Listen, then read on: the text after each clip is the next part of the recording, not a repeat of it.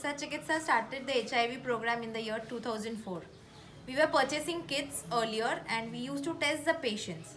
And whoever used to come positive, Prasad used to take the patient in their own vehicles and register him with the ART center at the government medical colleges. There are 4 major government medical colleges in Mumbai: Sion, JJ, KEM and Nair.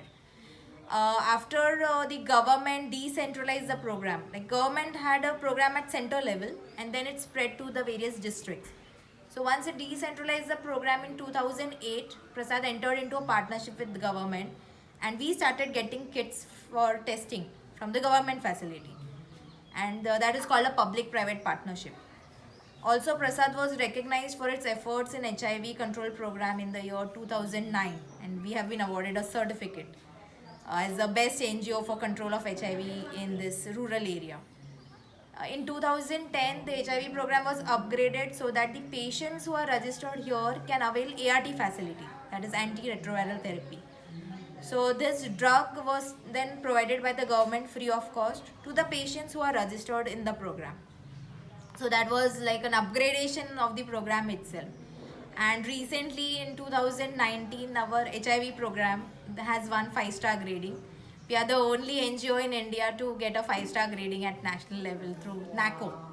It was an assessment done over 2 years, continuous assessment based on NABH, that is National Accreditation for Hospitals, and CDC. So it was a stringent guideline and we did well.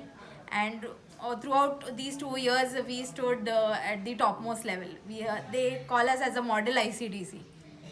And now seeing our work, they have said that you can further go for upgradation and buy a CD4 machine. A CD4 machine is a machine which tests the immunity of the patient, HIV patients, so that we can monitor whether the ART is working well or not.